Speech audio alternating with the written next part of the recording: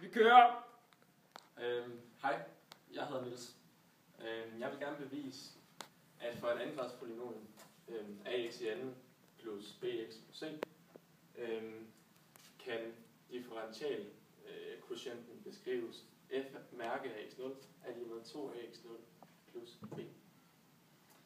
Og det vil jeg gøre ved hjælp af tretrinsreglen, som består af først at finde funktionstilvæksten på selvfølgelig y, når det er funktionstilvæksten, altså fra f af x0 til f af x0 plus h. Og så bagefter så vil jeg finde differentialquotienten, det vil sige hældning af den sekant, som bliver udspændt mellem x0 og x0 plus h, og selvfølgelig de der tilsvarende funktionstilvækster, den her. Og så bagefter det, som tredje trin i tretrinsreglen, så vil jeg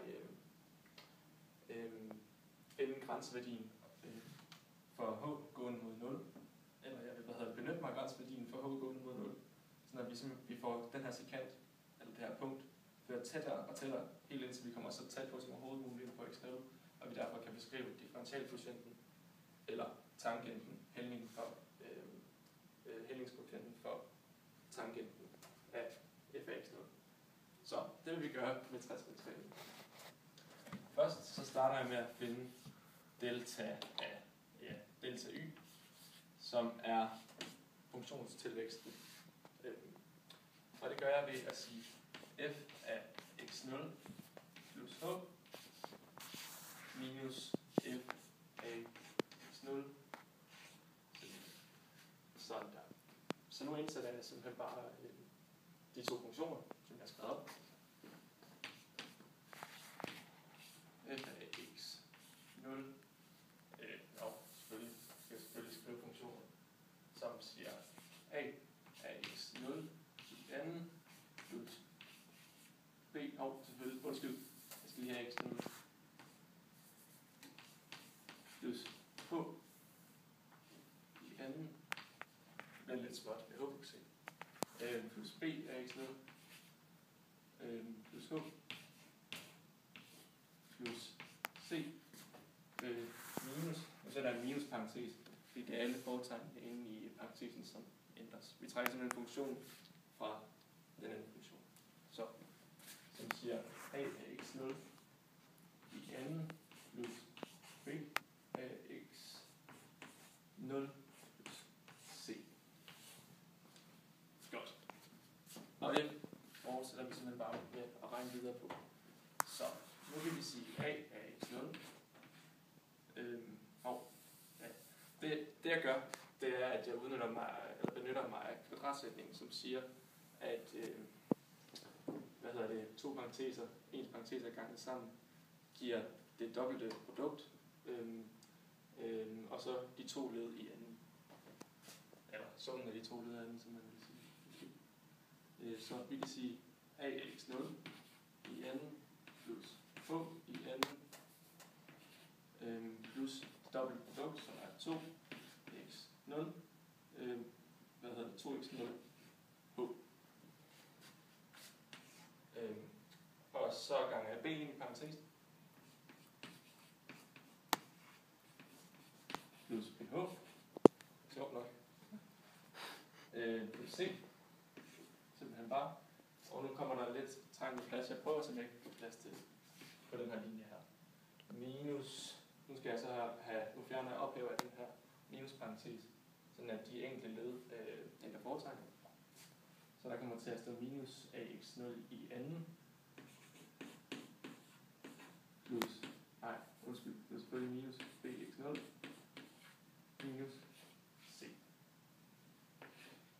Og nu må jeg selvfølgelig fjerne min parentes, fordi at jeg har ganget minus 1 ind i, selve parentesen. Så, nu gør jeg det, at jeg ganger a ind i den første parentes, eller den her parentes. Så der kommer til at stå a x0 i anden, plus a, plus a h i anden, plus 2x0 h, eller, undskyld, 2 ax0 h plus ax0 plus bh minus ax0 i anden minus bx0. Det er lidt besværligt at se, at det er noget af en lang skrift, må man sige. Så det der sker nu, det er, at jeg kan reducere i udtrykket. Jeg kan se, at ax0 i anden både er der som en positiv repræsentant og en negativ repræsentant, lige som man går ud med det.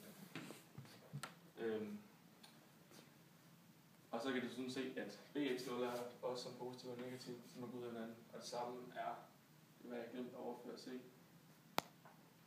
Ja, det har jeg. Den har jeg ikke fået videre med heroppe fra. Der skal lige stå plus c. Og det skal det selvfølgelig også her. Så den positive c går ud med den negative c. Og tilbage har vi 2ax0 og plus ah i anden og plus bh. Ja.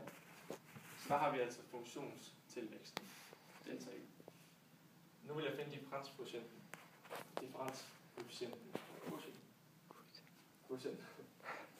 Som altså er hældningen af den sekant, som bliver udspændt mellem x0 og x0 plus h. Og det gør jeg simpelthen bare ved at sige delta y divideret med h, og h selvfølgelig er forskellen af x0 og x0 plus h. Så jeg kan sige delta y over delta x. Så jeg tager simpelthen bare det her udtryk her, og så dividerer jeg med h.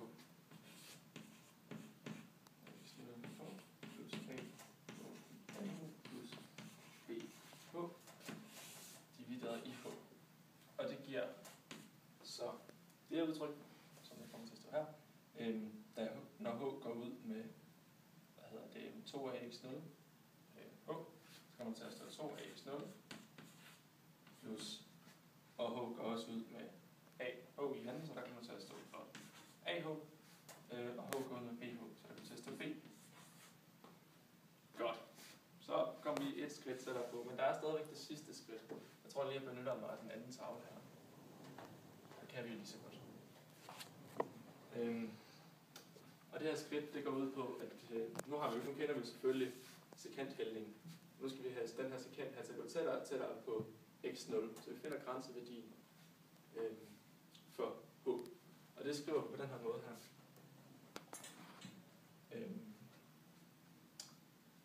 Vi kan også godt lige, vi kan kalde den her sådan her.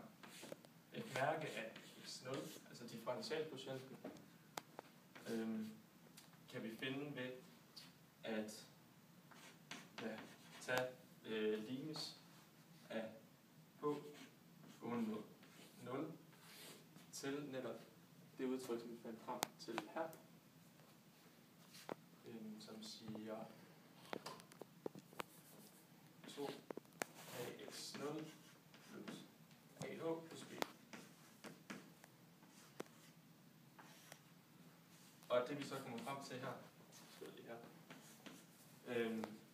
nu hvor at h er gående mod 0, og jeg skal lige have, jo, den er god. Når h er gående mod 0, så ganger vi så sætter vi 0 ind på h's plads, og 0 gange med, det giver selvfølgelig 0. Så til sidst, så får vi, hvad vi gerne vil have, 2ax0 plus ah, nej, selvfølgelig uden ah, men bare plus b. Og det er jo netop, hvad vi gerne vil bevise, at f mærke af x0 er 2ax0 plus b. Og når vi har gjort det, kan vi altså bruge det her udtryk her til at finde tangenten eller differentialkvotienten til et hvert punkt